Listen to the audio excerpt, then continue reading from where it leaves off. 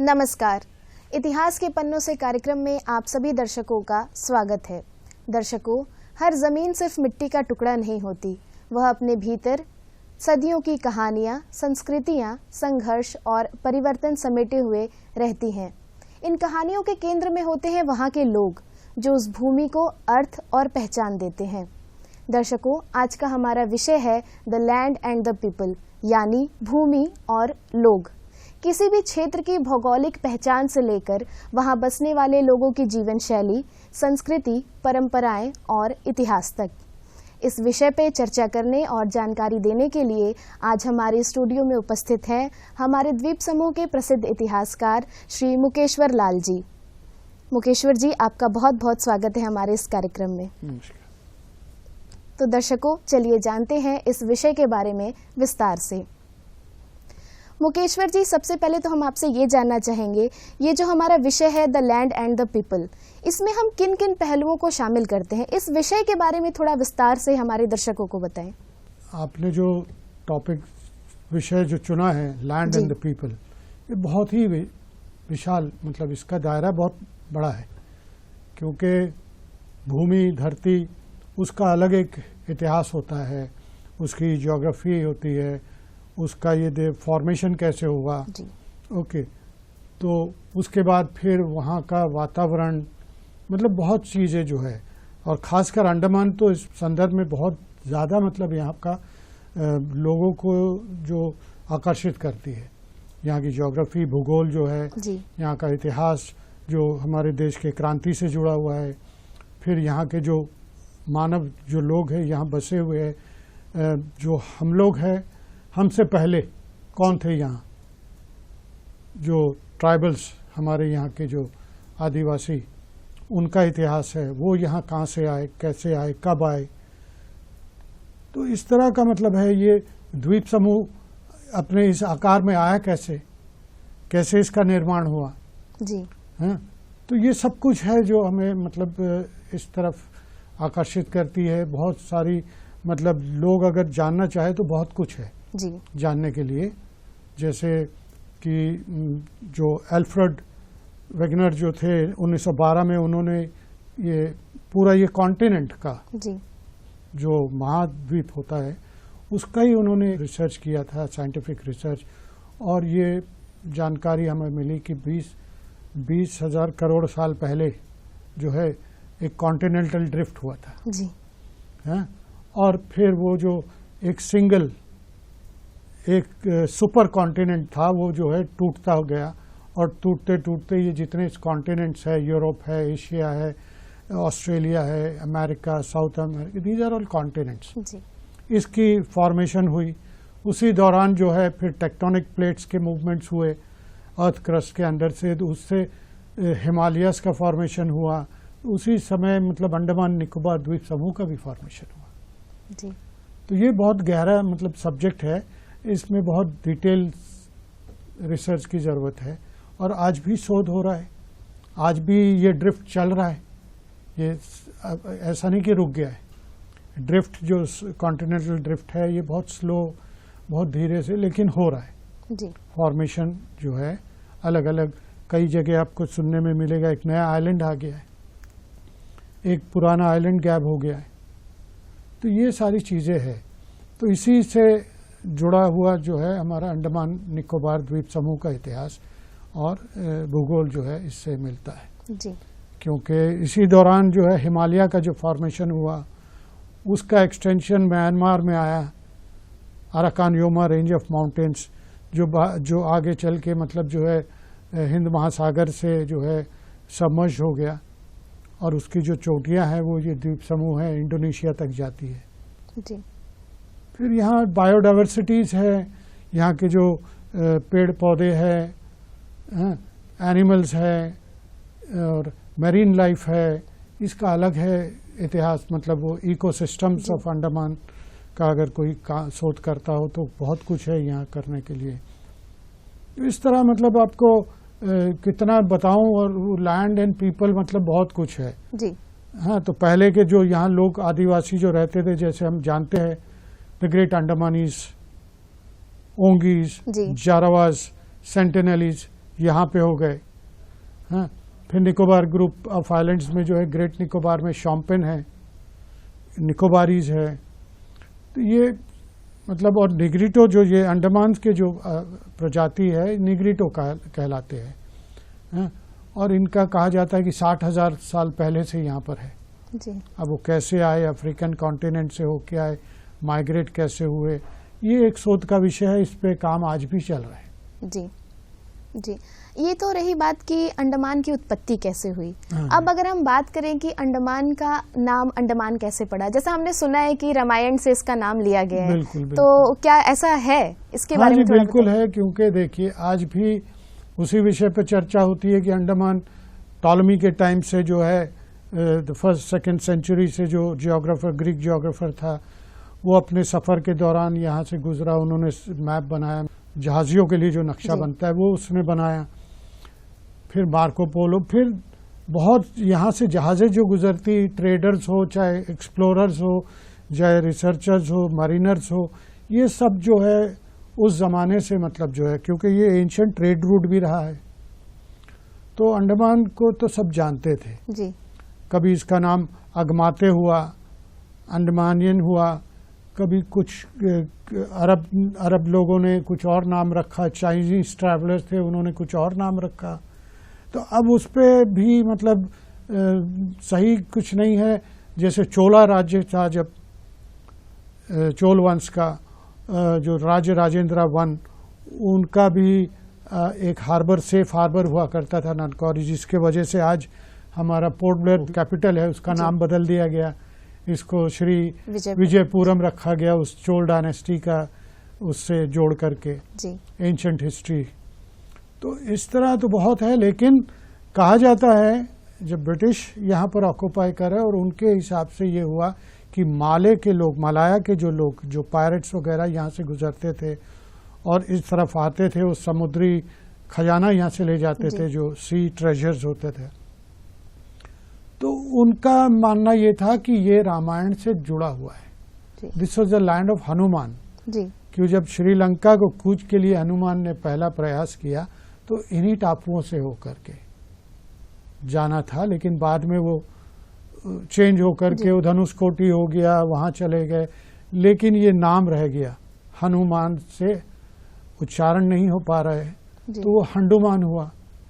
हंडुमान वो कहते थे, हंडुमान से अंडमान हो गया, तो ये तो अंडमान का हो गया। इसी तरह निकोबार जो है वो ट्रैवलर जो यहाँ से गुजरते थे वो उसको नक्कावरम कहते थे, land of the naked people. ये भी जो है तंजावुर का जो टेम्पल है वहाँ पे जो स्टोन है वहाँ इंस्क्रिप्शंस में ये लिखा हुआ है, कहते हैं कि वहाँ ये मेंशन्ड है, this is Nakkavaram, land of the naked people, जिसको जो अरब ट्रैवलर्स यहाँ से जाते थे वो कहते थे लंका बलूस। उनके भाषा में लंका बलूस का मतलब भी land of the naked people. मतलब उस जमाने में जो आदिवासी थे वो बिल्कुल ही नग्न अवस्था में होते होंगे, तो इसलिए it is called land of the naked people. तो ये तो नामकरण हो गया, समझिए। जी। अब अगर हम बात करें कि ब्रिटिशर्स ने अंडमान को ही क्यों सजा देने की जगह चुनी, इस भूमि के बारे में ऐसी क्या विशेषता है? देखिए, विशेषता क्या है कि ये एक तो ये ऐसे स्ट्रैटेजिकल लोकेशन में ये आइलैंड है, क्योंकि ब्रिटिश ने जब ईस्ट इंडिया कंपनी के द्वारा इंडिया को कब्जा में लिया और ब्रिटिश साम्राज्य जो थ्रू ईस्ट इंडिया कंपनी सरकार यहाँ पर आ गई इंडिया में, और बंगाल कैपिटल था।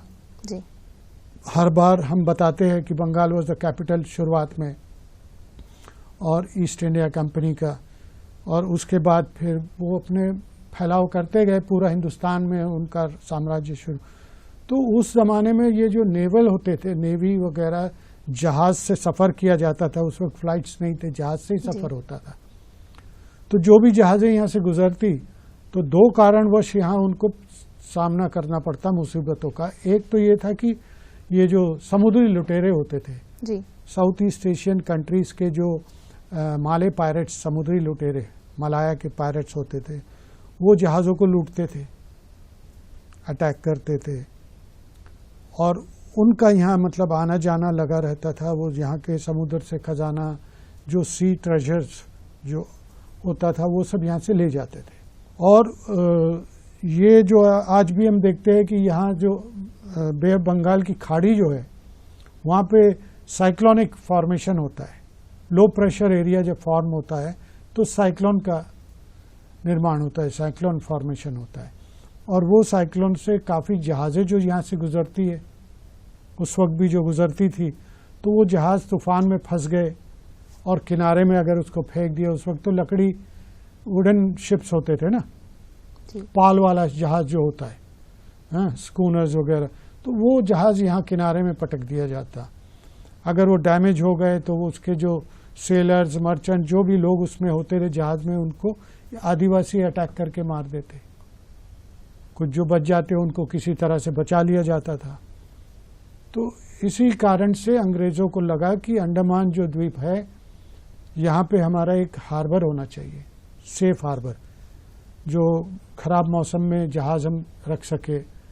और फिर उस ज़माने में क्या था कि कॉलोनियल एक ट्रेंड बना था। ब्रिटेन का अपना कॉलोनी, फिर फ्रांस का था, डच का था, ऑस्ट्रियंस का था, ये कॉलोनीज बनते, कंपटीशन था आपस में जी।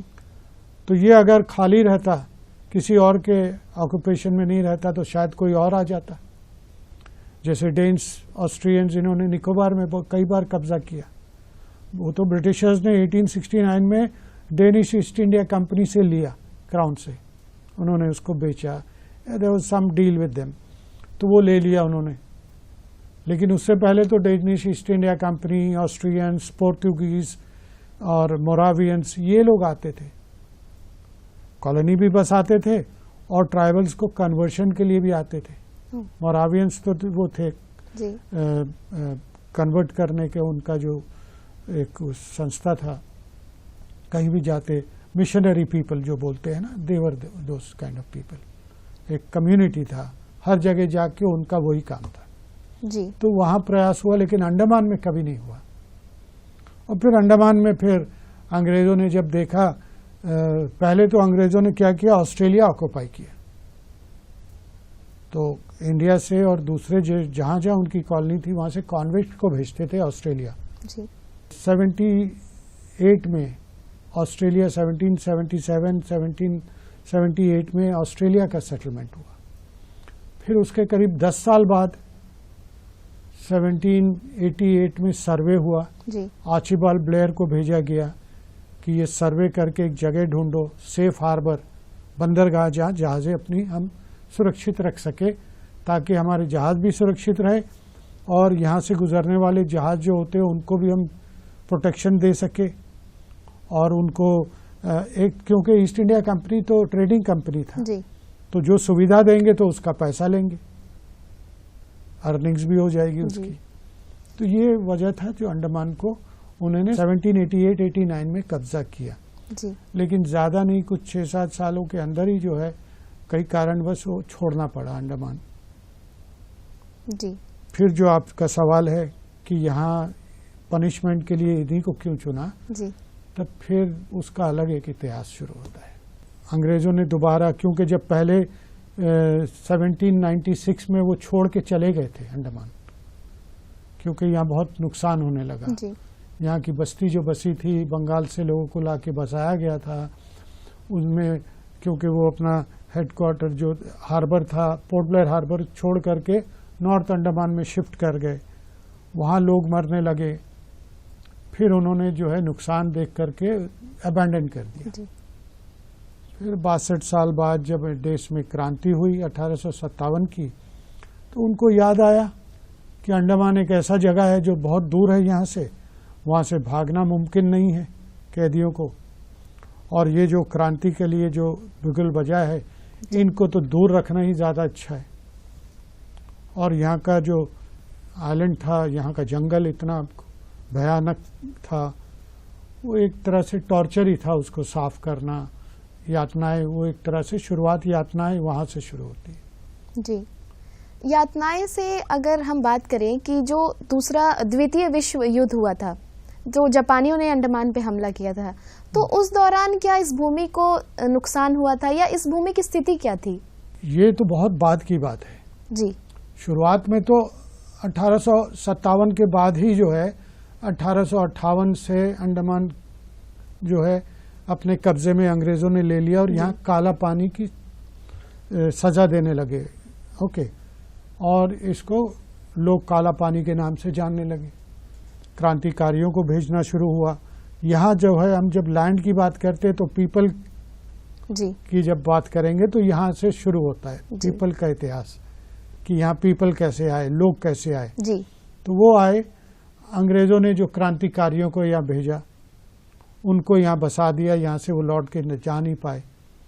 फिर दूसरे कैदियों को भी भेजा, क्रिमिनल कॉन्विक्ट्स, डकैट्स को, रॉबर्स को, मर्डरर्स को, उनको भी भेजना शुरू किया। यहाँ शादियाँ होने लगी, क्योंकि फीमेल कॉन्विक्ट्स को जो है औरतों को भी यहाँ लाया गया, फिर उनके बीच शादी हुई, यहाँ बस्ती बसने लगी। तो ये एक सेटलमेंट हो गया था जी। और ये अच्छा खासा सेटलमेंट था। रॉस आइलैंड उन्होंने हेडक्वार्टर बना दिया। पोर्ट ब्लेयर जो साउथ अंडमान का इलाका बहुत अच्छा फ्लरिश हो गया, हर जगह कैदी बस्ती हो गई। ये सब चलता रहा और इसी के बाद फिर धीरे धीरे दूसरा विश्व युद्ध शुरू हो गया जी। इसी दौरान सेलुलर जेल बना, वाइपर द्वीप में एक जेल बना। ये सारी यातनाओं का इतिहास है जी। बस्ती बसने का इतिहास है, लोगों का सेटलमेंट, ये अलग एक इतिहास चलता है। ओके, फिर वो जापानी जो है जब दूसरा विश्व युद्ध जब शुरू हुआ तो उसमें जर्मन और इटली ये सारे देश एक्सिस फोर्स थे। अलाइड जो ब्रिटेन और फ्रांस और अमेरिका, इनके बीच जो दूसरा विश्व युद्ध हुआ उसमें बाद में जापान जुड़ गया जी। एक्सिस फोर्स में हिस्सा बन गया। और फिर वो एक्सिस फोर्स जो है वो इंडियन सब कॉन्टिनेंट की तरफ बढ़ना शुरू करता है। सिंगापुर, मलाया, पेनांग, ये सारे जो थाईलैंड, ये सब एरिया को वो कब्जा करने लगे जापानी, क्योंकि वहाँ सब अंग्रेज़ों का शासन था जी। कॉलोनीज थी ब्रिटिश ईस्ट इंडिया कंपनी का। वहाँ पर भी उनका साम्राज्य क्राउन का रूल था वहाँ पर। फिर ये जब जापानी वहाँ करे उसके बाद बर्मा कब्जा किया और फिर आकर के अंडमान निकोबार द्वीप समूह का अपने कब्जे में ले लिया जी। जैसा आपने बताया इकोसिस्टम के बारे में, बायोडाइवर्सिटी के बारे में, तो ये सब प्लांट्स, एनिमल्स जो भी आपने सर बताए, तो इनके बारे में थोड़ा विस्तार से बताइए। बायोडाइवर्सिटीज तो आपका जो है ये आपका एनिमल्स हुए जी। ये पेड़ पौधे हुए, ये बॉटनी, जियोलॉजी, ये सारा एक अलग विषय है।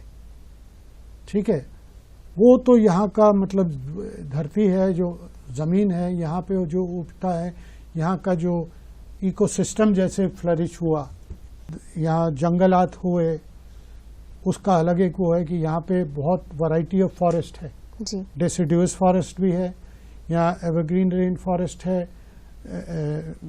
ट्रॉपिकल रेन फॉरेस्ट है, तो बहुत तरह के फॉरेस्ट है, मैंग्रोव फॉरेस्ट है।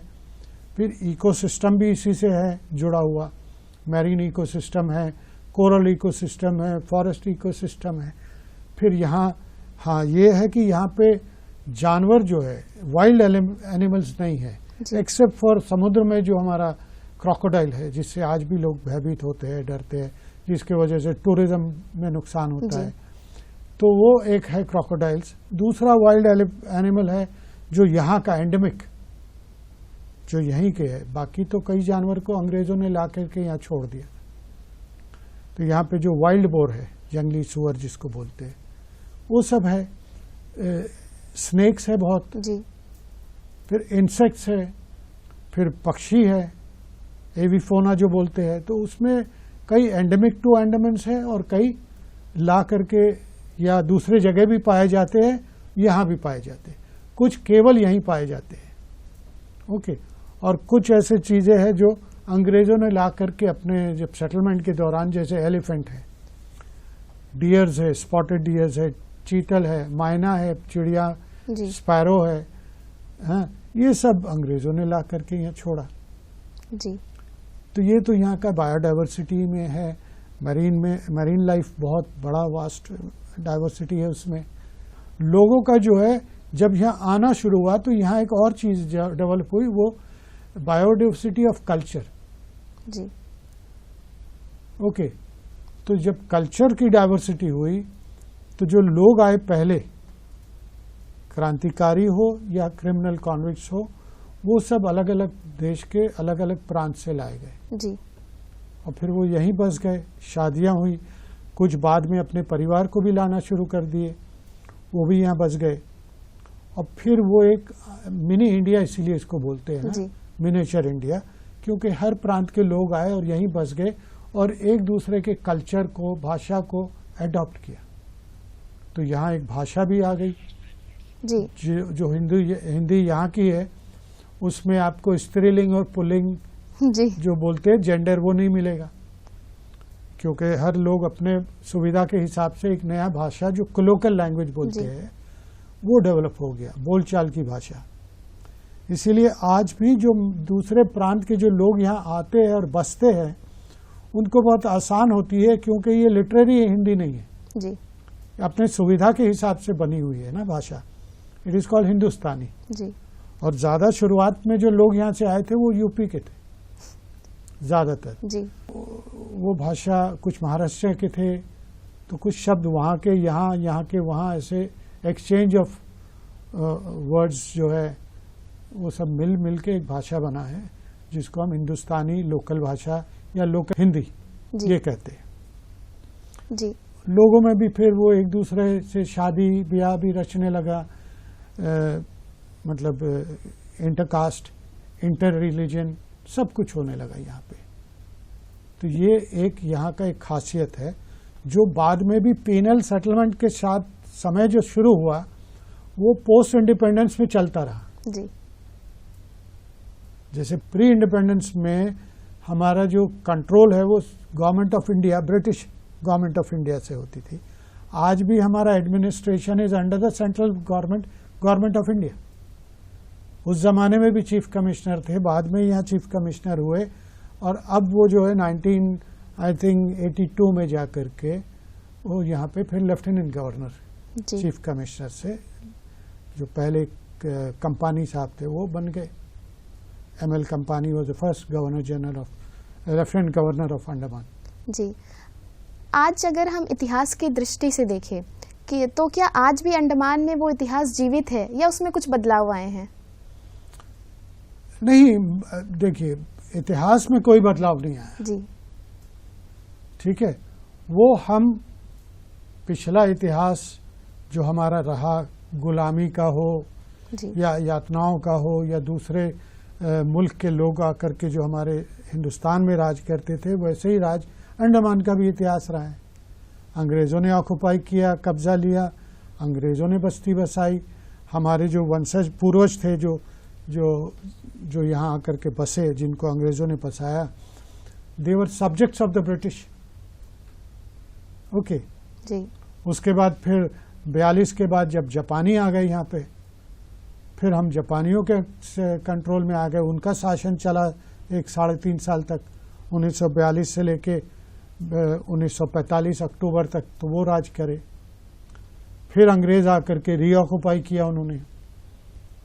रीऑक्युपाई हुआ, उसके बाद कुछ दिनों में जो है, कुछ समय के लिए जो है 45 अक्टूबर से लेके कुछ समय तक का जो है यहाँ पे मिलिट्री शासन हो गया। पैटरसन जो था वो डेजिग्नेट चीफ कमिश्नर था और यहाँ पे जो है अंग्रेज़ों ने जो मिलिट्री आई थी वो रूल करने लगी कुछ समय के लिए। बाद में फिर सिविल गवर्नमेंट फिर शुरू हो गया यहाँ पे एडमिनिस्ट्रेशन, और first chief commissioner was an Indian.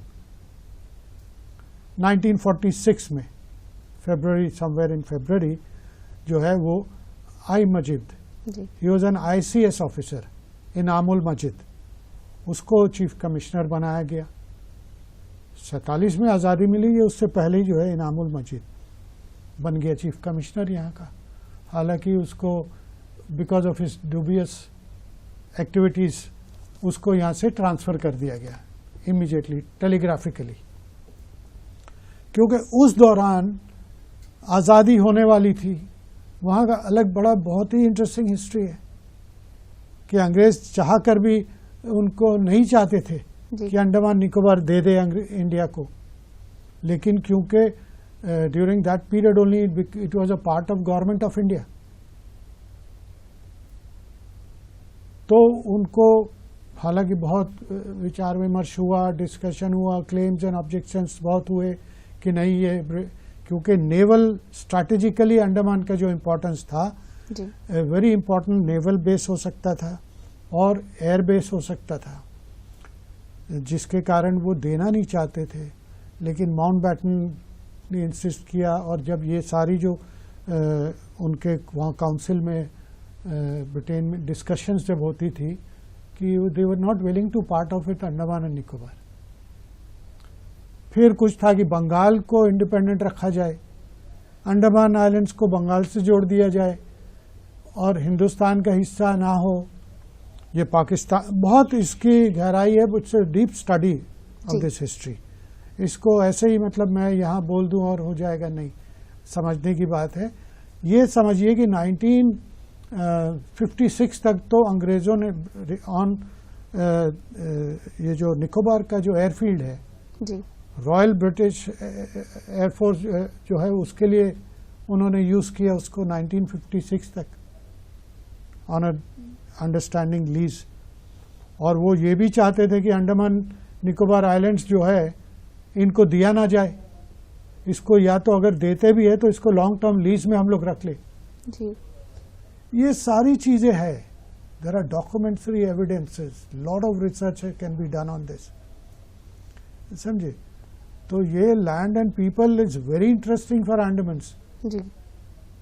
अब आप अगर बोलो कि केवल आज़ादी तक का लैंड और पीपल नहीं, उसके बाद क्योंकि लैंड का एवोल्यूशन जो चेंजेस कैसे हो रहा है, डेवलपमेंट होता है, एग्रीकल्चर, जब लोग बचते हैं तो फिर वो फॉरेस्ट कटता है, डिफॉरेस्ट्रेशन होता है तो लैंड का, ज़मीन का वो पूरा बदल जाता है, टोपोग्राफी उसमें चेंजेस आते हैं, एग्रीकल्चर का एक्टिविटी शुरू होता है तो फील्ड बनता है, डेवलपमेंट के काम होते हैं तो फिर कंस्ट्रक्शंस वर्क होते हैं, तो the changes in the land also takes place, okay, with the settlement of human beings. लोगों को जब यहाँ बसाया जाता है, चाहे वो अंग्रेज के समय में हो, चाहे वो पोस्ट इंडिपेंडेंस में। जी मुकेश्वर जी, आपने हमें इस विषय भूमि और लोग यानी the land and the people, इस विषय पे इतने अच्छे से जानकारी दी हमारे अंडमान के बारे में, हमारे द्वीप समूह के बारे में, उसके लिए आपका बहुत बहुत धन्यवाद। नमस्कार, थैंक यू। जी दर्शकों, आज का हमारा यह विषय the land and the people यहीं पर समाप्त होता है। आपसे फिर मिलेंगे एक नए इतिहास के साथ, तब तक के लिए नमस्कार।